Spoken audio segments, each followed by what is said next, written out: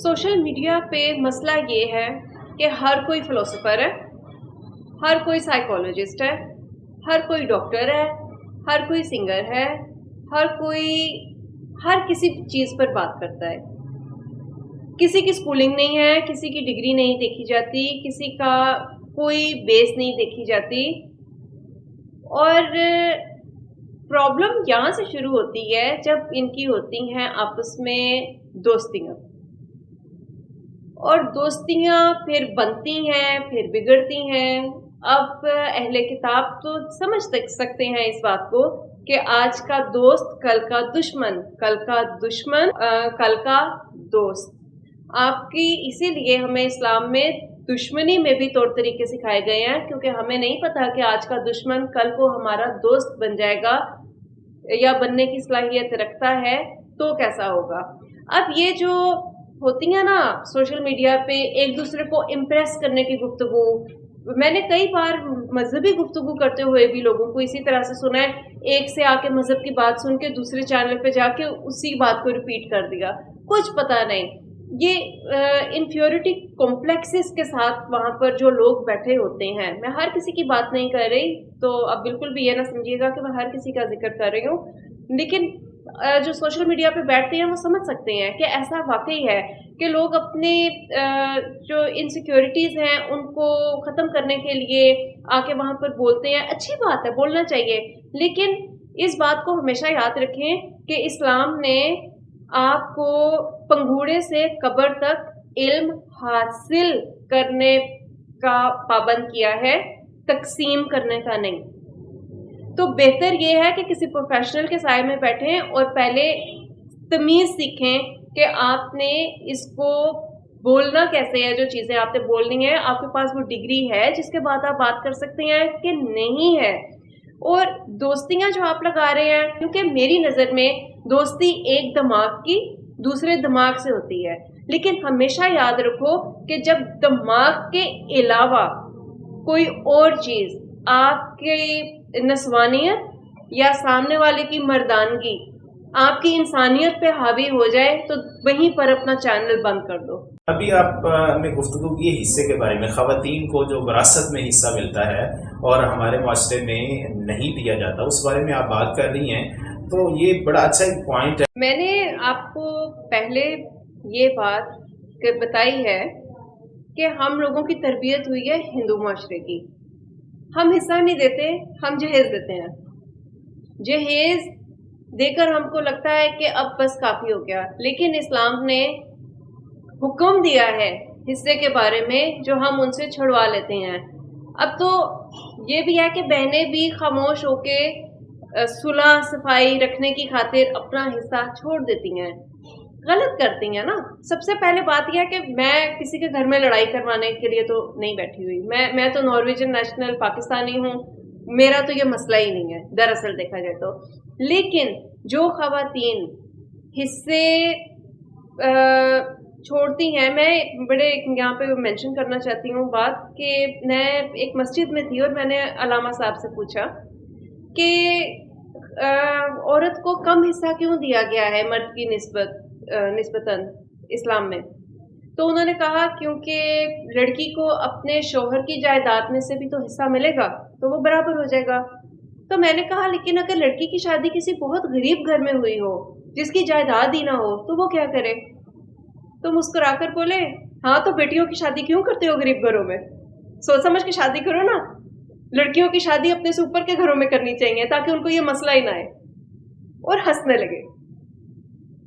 बात उन्होंने मजाक में टालने की कोशिश की, लेकिन this is a very serious issue कि हम कैसे सोच सकते हैं इस बारे में कि लड़की को फ्यूचर में उसके होने वाले शौहर की जायदाद में से हिस्सा मिलेगा तो इसका तो बैलेंस हो जाएगा।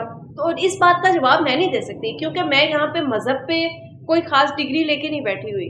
जहाँ तक माशरे की बात है वो मैं कह सकती हूँ कि कुछ तो गड़बड़ है और इसका हल मेरे पास नहीं है। मैं सिर्फ मेंशन कर सकती हूँ कि थोड़ा सा भाइयों को ख्याल करना चाहिए, बहनों की ज़िंदगियाँ उनके बगैर بہت مشکل ہوتی ہیں، شوہروں کے بغیر مشکل ہوتی ہیں، دیوروں کے بغیر مشکل ہوتی ہیں. عورت کو صرف ایک مرد کے سہارے کی ضرورت نہیں ہوتی، اسے باپ، تمام بھائی، شوہر، اس کے بھائی، اس کے ماں باپ، اپنے بیٹے، بھتیجے، بھانجے، ان سب کی ضرورت ہوتی ہے مضبوط ہونے کے لیے.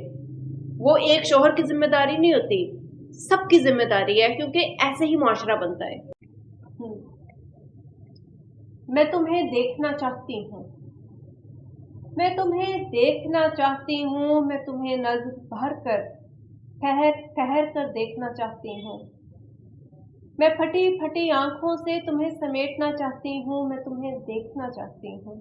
میں سیدھی سیدھی کبھی ترچھی ترچھی، پھر نظر بدل بدل کر ہر زاویے سے، ساتھ ساتھ اطراف سے اٹھتی ہوئی ہر نظر کو نظر انداز کر کے تمہیں مرکز نظر رکھنا چاہتی ہوں، میں تمہیں دیکھنا چاہتی ہوں. میں بہت دھیان سے تمہاری بے دہانی کے وقت تمہیں ٹکٹکی باندھ کر گفتگو میں محض ہنستے ہوئے اپنی نظروں میں گھیر کر اپنی نظر سے تمہاری نظر اتارنا چاہتی ہوں، میں تمہیں دیکھنا چاہتی ہوں. میں تمہاری نظروں کو اپنا چہرہ سونپ کر لمحوں سے صدیوں تک تمہاری نظروں کی مضبوط گرفت کی نرم حدت کا نظریں جھکا کر سیک لینا چاہتی ہوں، میں تمہیں دیکھنا چاہتی ہوں. تمہارا مکمل وجود میری نظر کے کوزے میں کچھ ایسے سمٹ جائے کہ دنیا کا دیکھا اندیکھا میرے لاشعور سے نکل جائے. پھر چاہے میں اندھی ہو جاؤں، میں آئینہ بنوں تمہارے عکس میں قید ہو جاؤں. میں اپنی آخری سانس کے آخری لمحے سے پہلے تمہیں ہزاروں بار زندگی کی طرح جینا چاہتی ہوں. میں تمہیں دیکھنا چاہتی ہوں، میں تمہیں دیکھنا چاہتی ہوں. بہت شکریہ. یہ واقع ہی آپ نے اپنے جذبات کی جو عکاسی کی ہے ایک خاص انداز میں، بڑی سلجھی ہوئی شاعری، سنجیدہ شاعری جو ہے. نہیں، ویسے کہ ابھی میں نے سنجیدہ شاعری نہیں کی، میں نے وہ کی جو عام صارف کو سمجھ میں آئے. اس میں تھوڑی مشکل شاعری بھی ہے، مشکل سنا دیتی ہوں. عنوان ہے میرا سجدہ. میرا خدا میرے لیے عین سجدے میں ایک خلا کا احساس چھوڑ جاتا ہے. تم کہتے ہو آزمائش ہے صبر کرو، پھر مجھے اس کا 10 قدم والا وعدہ یاد آتا ہے. آخر اس شہرت سے قریب خدا کے میں کتنے قدموں کے فاصلے پر ہوں. خالی پن تو بڑھتا جا رہا ہے، وہ کس سمت قدم بڑھا رہا ہوگا. اب ماتھا زمین پر رکھ بھی دوں تو مجھ سے سجدہ نہیں ہوتا. میرے مزاج پر مسلط میرا خدا جانتا ہے کہ میں اس کی سرد مہری کے سبب باغی ہو رہی ہوں. وہ مجھے خود باغی کر رہا ہے، تو میں اب سجدہ کیسے کروں، میں اب سجدہ کیسے کروں. عنوان ہے ایک دوسرے کا لباس. جیسے آپ جانتے ہیں کہ قرآن پاک میں بھی لکھا ہے کہ میاں بیوی ایک دوسرے کا لباس ہوتے ہیں. ایک دوسرے کا لباس. میرے قد و قامت کے ساتھ ساتھ یہ بڑھ نہیں رہا، میرے قد و قامت کے ساتھ ساتھ یہ بڑھ نہیں رہا. مجھے اپنے محدود پیمانے میں باندھ کر رکھتا ہے، میری قدرتی نشو و نما سے جنگ میں رہتا ہے. ہم دونوں ہی آج کل متشدد نظر آتے ہیں. کاش جسم کی مناسبت سے لباس گھٹتا اور بڑھتا، لچکدار ہوتا، پختہ ہوتا. فی الحال تو مجھ سے منسوب میرا لباس میرے ناپ کا نہیں ہے. جیسے آپ جانتے ہیں کہ اردو میں کافی کو بھی کافی کہتے ہیں، تو لفظ کے استعمال پر غور کریے گا. وہ کافی پر بلاتا ہے. واہ جی واہ. وہ کافی پر بلاتا ہے، میں کافی دیر تک سوچتی ہوں. وہ کافی پر بلاتا ہے، میں کافی دیر تک سوچتی ہوں. ہے شام کا وقت اور کافی دیر ہو جائے گی، واقعی اور دیر ہوگی. واہ جی واہ. شکریہ. اب میں آپ کو ایک برق فلک سے سناتی ہوں. برق فلک تو ابھی میں نے کیا کہتے ہیں کہ ریسنٹ جو آپ کی بک آئی ہے، یہ میری ریسنٹ بک آئی ہے، اور یہ عنوانات سے اور نئے مضامین سے، اور اس پہ میں نے کافی ویسے محنت کی ہے. ویسے محنت تو ہر کتاب پہ کی ہے، لیکن اب میرے لیے تھوڑی نئی ہے نا. بڑے کم وقت میں آپ نے اس کو ترتیب دیا ہے. جو میں نے دیکھی ہیں تو یہ بڑی کرنٹ ایشو آپ نے اس میں ڈسکس کیے ہیں، تو مجھے ایسے لگا کہ یہ آپ نے بڑے تھوڑے عرصے میں ترتیب دیا ہے۔ دراصل سچ بتاؤں تو برق فلک میری وہ کتاب ہے جس پہ میں نے اپنی باقی تمام کتابوں سے زیادہ ٹائم لگایا ہے۔ اپنی پہلی کتاب میں نے شاید 28 دن میں لکھی تھی، دوسری کتاب میں نے 2 ہفتے میں لکھی تھی، تیسری پہ شاید مجھے 6 ہفتے لگ گئے تھے۔ یہ 2 سال کے بعد آئی ہے۔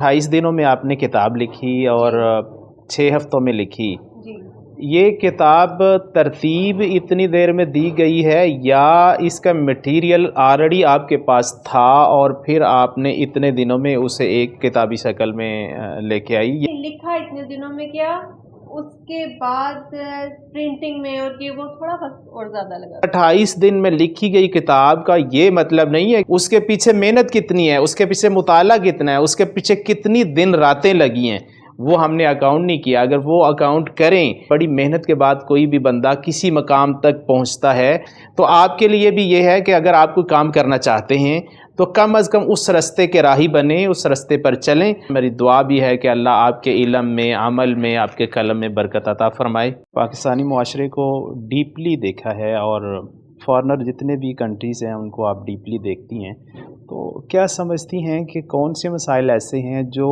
خواتین ہر جگہ فیس کر رہی ہیں؟ خواتین ہر جگہ فیس کر رہی ہیں، خواتین ہر جگہ اپنے آپ کو پروو کرنا فیس کر رہی ہیں۔ ناروے میں بھی اگر گھر گندا ہوگا تو کوئی بھی نہیں کہے گا کہ کیسا آدمی ہے اس نے گھر گندا رکھا ہوا ہے، ہر کوئی یہی کہیں گے کیسی عورت ہے گھر گندا رکھا ہوا ہے۔ اور یہ بھی ایک بہت بڑا مسئلہ ہے کہ یہاں پر جو ادھر کی زندگی ہے اس کے بارے میں بڑا نیگیٹو قسم کا جو ہے وہ پھیلایا ہوا ہے کہ گورے تو بڑے کمینے ہوتے ہیں، وہ تو بڑے بے شرم ہوتے ہیں، وہ تو یہ کرتے ہیں وہ کرتے ہیں۔ ایسا کچھ بھی نہیں ہوتا، جیسے ہم ہوتے ہیں وہ بھی بالکل ویسے ہی ہوتے ہیں، لیکن یہ ہے کہ وہ منافق نہیں ہوتے ہوں گے لیکن کم، اور برائیاں ادھر بھی ہیں لیکن نسبتاً بہت کم، کیونکہ وہاں پر قانون کی گرفت بہت سخت ہے، انسانی حقوق بہت زیادہ ہیں۔ انسان تو کیا آپ جانور پہ بھی تشدد نہیں کر سکتے وہاں پہ، یا اس کے بھی حقوق نہیں آپ چھین سکتے، تو یہ فرق ہے۔ آپ نے خواتین کو کس معاشرے میں سیکیور پایا ہے؟ پاکستان میں یا فارنر کسی بھی کنٹری کا آپ نام لے کے بتائیں کہ وہاں پہ خواتین بالکل سیکیور ہیں، کانفیڈنس کے ساتھ وہ اپنا سفر بھی کرتی ہیں، ٹریول کرتی ہیں اور ان کو کوئی پرابلم نہیں ہے؟ کوئی ایک کنٹری جو فار ایگزامپل ہمیں پیش کرنا چاہیں اور پھر ہم اس کا ریزن پوچھیں گے آپ سے۔ میں ناروے میں رہتی ہوں، ناروے از سیکیور۔ ہاں وہاں پہ بھی کرائم ہوتے ہیں، مجھے نہیں یاد کہ ناروے میں اتنے سال رہنے کے باوجود سڑک پر مجھے چلتی ہوئی کو کبھی، مجھے یا کسی کو بھی سنا ہی نہیں کہ کبھی کسی نے نعرہ لگا دیا ہو یا ہائے بول دیا ہو یا سیٹی بجائی ہو یا بازار میں ایسا ہوا ہو یا کام پہ ایسا ہوا ہوتا ہی نہیں ہے، ہو ہی نہیں سکتا، ممکن ہی نہیں ہے۔ We are very secure. کیا وجہ ہے؟ ناروے کیا وجہ ہے اس کی؟ قانون کی بالادستی۔ قانون تو یہاں پہ بھی ہیں، ادارے بھی ہیں، قانون بھی ہے، خواتین کی آواز سنی بھی جاتی ہے، لیکن اصل ریزن کہاں پہ ہے؟ کمزوری کس جگہ پہ آپ کہہ سکتے ہیں؟ وہاں پر لوگ، یا آپ کیا کہیں کہ وہاں کرپشن نہیں ہے، قانون بنا ہے تو قانون امپلیمنٹ ہوتا ہے، اور ہو سکتا ہے کرپشن نہیں ہے، یہاں پہ بہت سے لوگ کہیں کہ نہیں ہوتی ہے، ہوتی ہوگی، لیکن عام بندے کے لیے نہ کرپشن ہے نہ ہو سکتی ہے، عام بندے کو سیکیورٹی ہے۔ ہو سکتا ہے کہ بہت کوئی اوپر کا معاملہ ہو جو ہم عام لوگوں کی رینج میں نہ ہو، عام بندہ وہاں محفوظ ہے۔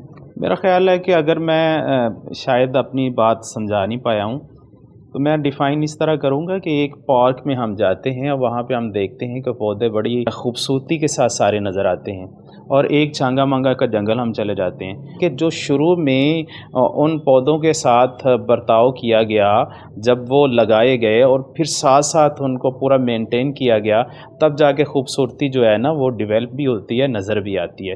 اور ایک جنگل کی طرح آپ پودے لگا تو دیتے ہیں، وہاں پہ قانون بھی ہوتا ہے، وہاں پہ مالی بھی سب کچھ ہوتا ہے، لیکن اس کے باوجود وہاں پہ وہ خوبصورتی نظر نہیں آتی۔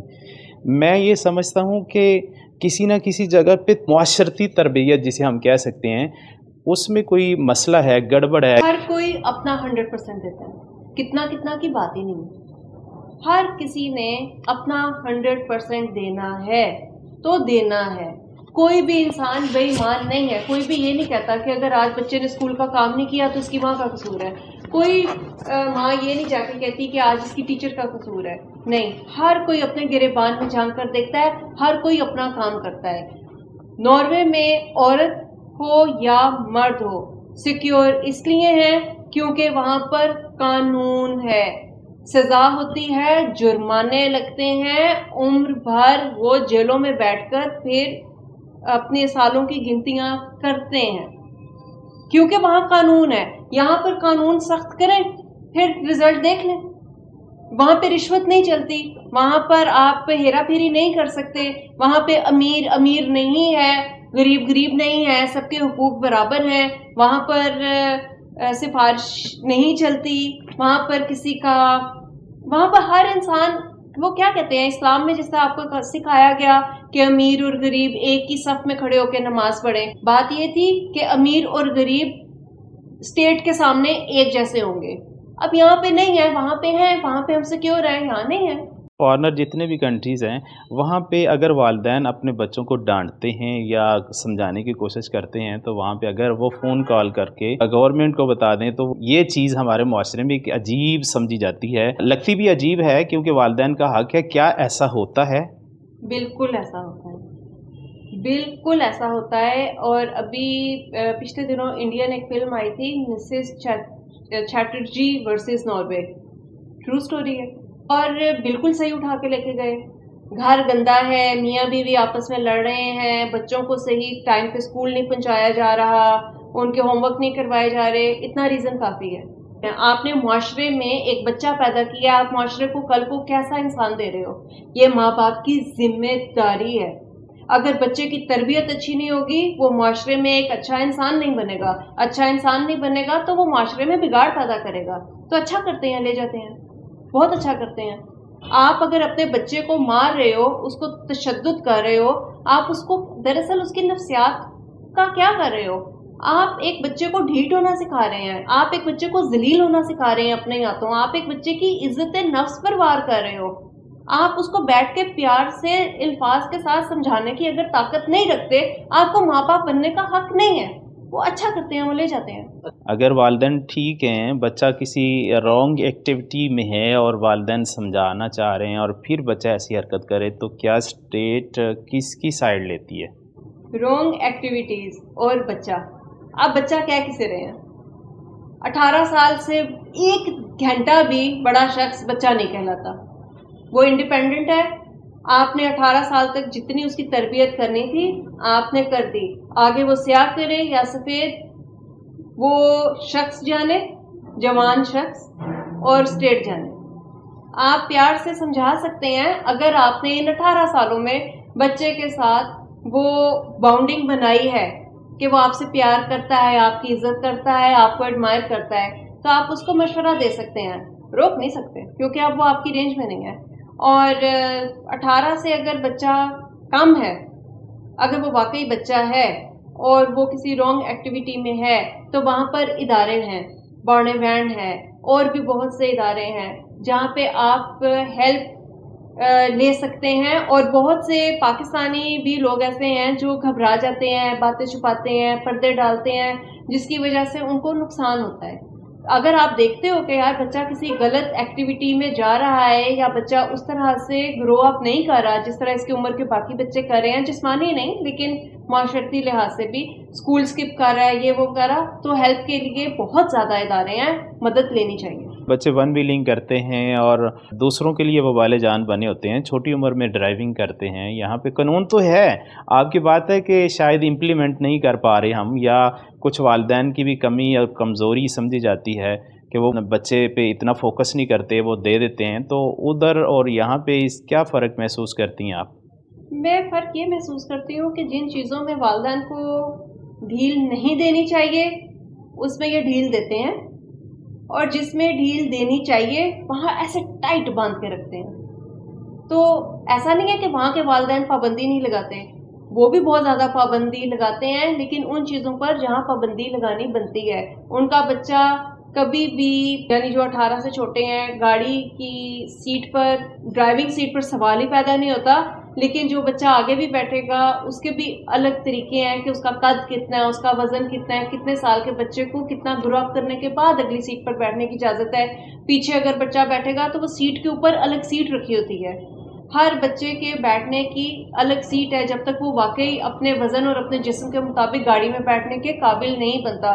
پاکستان میں تو اب یہ سب چیزیں مشکل بہت زیادہ اس لیے بھی ہیں کیونکہ اکانومی ٹائٹ ہے. لیکن مجھے سمجھ کہتے ہوئے یہ تھوڑا ہے کہ پتاری اب شاید لوگ غصہ بھی کر جائیں گے اس بات سے کہ ناروے میں ایک بات بہت زیادہ عام ہے کہ بچہ خوشی اور غم کے علاوہ ایک خرچہ بھی ہے.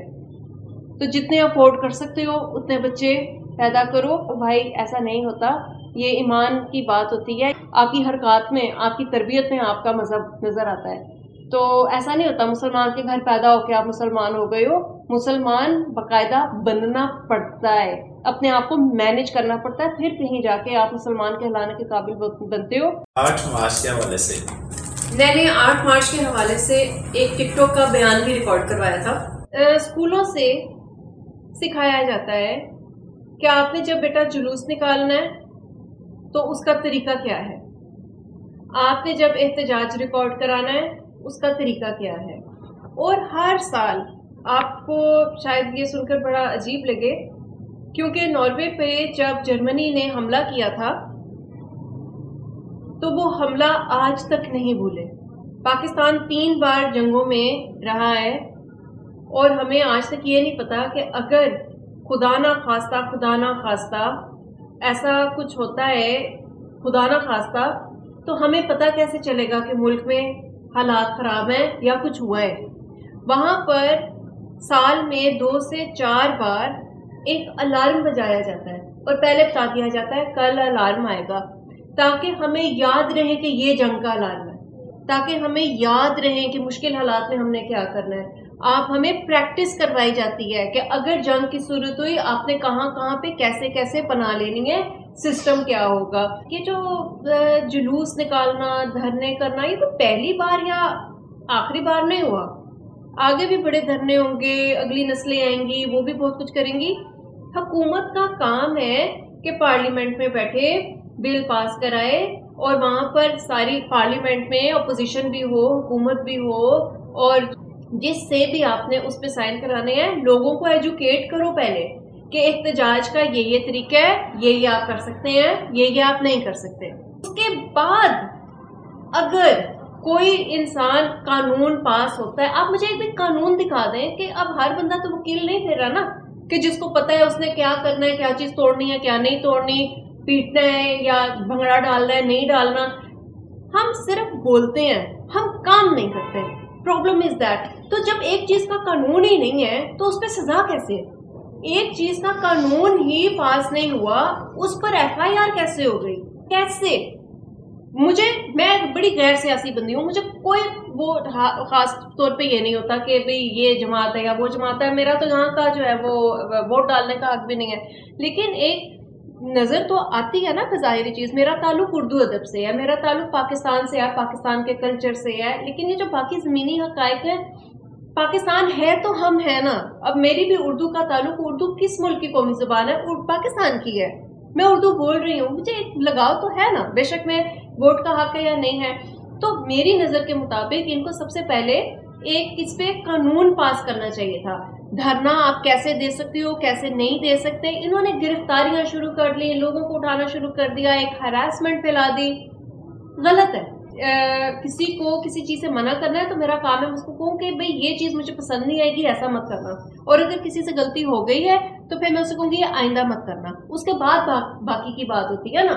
ایک چیز مجھے یعنی پتہ ہی نہیں، اور یہ تو اللہ نے بھی نہیں کیا. اللہ نے پہلے ہمیں قانون دیے، صحیح غلط کے طریقے بتائے، پھر جہنم میں ڈالے گا یا جنت دے گا. تو ایک بندے کو پتہ ہی نہیں ہے ایک چیز کا اور آپ اس کو سزا اٹھا کے دے رہے ہیں کہ بھئی تم نے غلط کیا ہے. یہ یہاں سے مجھے اختلاف ہے. کالم بھی لکھے ہیں آپ نے، افسانہ نگاری ہے، ناول نگاری ہے، شاعرہ بھی ماشاءاللہ آپ کمال کی ہیں. تو جو سوچ اور فکر آپ کی کام کرتی ہے عام انسان کی کام نہیں کرتی. کیا قانون سازی یا قانونی حوالے سے اس پہ آپ نے کچھ لکھا ہے؟ قانون اگر میں یہ کہوں کہ میں نے اس پر لکھا ہے تو سچی بات ہے اس ٹاپک پہ میں نے نہیں لکھا، لیکن قانون کی زیادتی پر میں نے لکھا ہے۔ امپورٹنس کی بات تو آپ یہ دیکھیں کہ سورج مشرق سے نکلتا ہے مغرب میں ڈوبتا ہے، یہ قانون ہے، ایسا ہی ہوگا۔ آگ میں ہاتھ جلاؤ گے تو ہاتھ جلے گا ہی جلے گا، یہ قدرت کا قانون ہے۔ جہاں پہ گڑبڑ ہوگی وہاں پر پھر ایک گڑبڑ نہیں ہوگی، پھر باقی تمام چیزوں کی گڑبڑ ہوگی، یہ تو ہم سب جانتے ہیں۔ تو مسئلہ یہ ہے کہ یہ وہ چیزیں ہیں جو میں سمجھتی ہوں کہ جن کے لیے میں لکھتی ہوں they already know about that. اس ٹاپک پہ خاص طور پہ تو میں نے نہیں لکھا کہ قانون کی عزت کرو، کیونکہ یہ تو ہم پہلی دوسری کلاس میں میرا خیال ہے سیکھ لیتے ہیں۔ قانون کی دیوی کی آنکھوں پر پٹی بندھی ہوئی ہے، اس کے حوالے سے میں نے برق فلک میں لکھا ہے۔ ابتدائی کلاسز میں قانون کی ساری چیزیں ہم پڑھ لیتے ہیں، یعنی کہ اس کے احترام کے بارے میں۔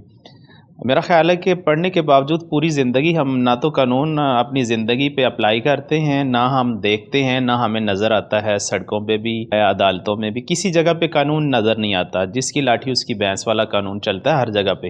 لکھنے کی ضرورت تو ہے، کیونکہ یہ سوسائٹی یا یہ معاشرہ یا یہ لوگ جو ہیں، یہ میرا خیال میں باتوں باتوں سے سدھرنے والے نہیں ہیں، ان پہ خاصی محنت کی ضرورت ہے۔ میرا جو سوال تھا 8 مارچ کے حوالے سے، پوری دنیا میں یہ خواتین کا ایک دن منایا جاتا ہے۔ ہمارے پاکستان میں بھی چند سالوں سے جو ایک نیا ٹرینڈ خواتین کی طرف سے، وہ سلوگن جو لے کے آتے ہیں، جو قابل اعتراض سلوگن ہیں، جن کو ہمارا معاشرہ جو ہے وہ پسند نہیں کرتا۔ تو کون سا آپ پوچھنا چاہ رہے ہیں؟ میرا جسم میری مرضی؟ جی، ٹی وی پہ بڑا پروپیگنڈا ہو رہا تھا، میرا جسم میری مرضی، توبہ توبہ، کیسی وہ خواتین ہیں، کیا کیا کر رہی ہیں، توبہ توبہ توبہ۔ میری بیٹی پاس سے گزر رہی تھی اور اس وقت اس کی عمر تھی شاید 12 سال، تو کہتی ہے ماما یہ کیا ہے، کیا شور ہے؟ میں کہا بیٹا وہ احتجاج کر رہے ہیں کہ میرا جسم میری مرضی، ایک غلط نعرہ ہے۔ تو اس نے بولا تو کیا کہیں، میرا جسم اور آپ کی مرضی، یا آپ کی یا کسی اور کی؟ ڈاکٹر کے پاس جاؤں تو ڈاکٹر کی، درزی کے پاس جاؤں تو درزی کی، گھر میں رہوں تو دیور کی یا سسر کی یا شوہر کی یا بھائی کی، کس کی مرضی؟ عورت کے لیے اللہ کی مرضی، جو اللہ کی مرضی، جو تیرے شوہر کی مرضی وہ تیری مرضی۔ میرا جسم میری مرضی کا مطلب ہے کہ تم مجھے چھیڑ نہیں سکتے، you can't touch my body.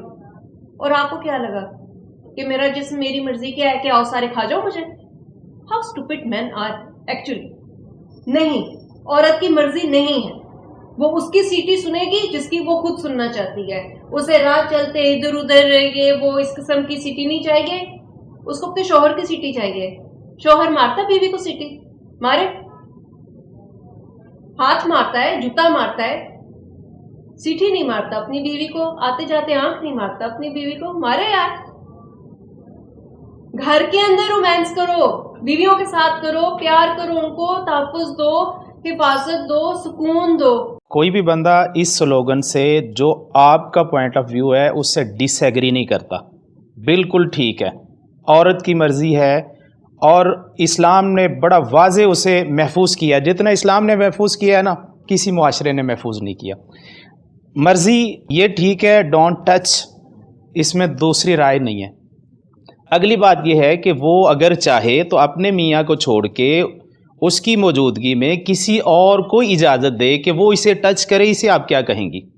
کسی بھی معاشرے میں اس کو بے وفائی کہتے ہیں، کسی بھی معاشرے میں میری نظر میں تو مرد یا عورت اگر وہ نکاح میں ہیں اور ان کے درمیان میں کوئی تیسرا آ جاتا ہے، میری نظر میں تو ان کا نکاح وہاں ٹوٹ جاتا ہے۔ میں یہاں پہ کوئی فتوے نہیں دے رہی، لیکن نکاح ہوتا کیا ہے؟ ایک اعتبار کا رشتہ ہوتا ہے، I am for you, you are for می۔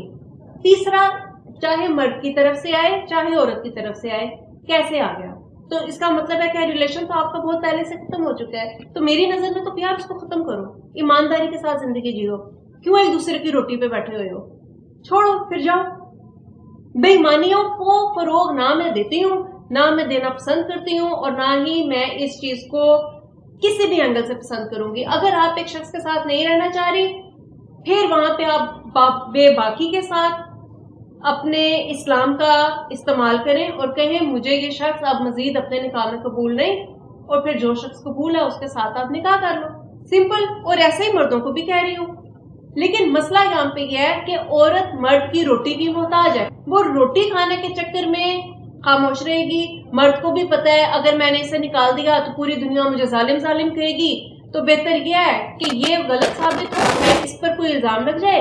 مردوں کے لیے بھی یہ وہی قانون ہے, خواتین کے لیے بھی وہی قانون ہے.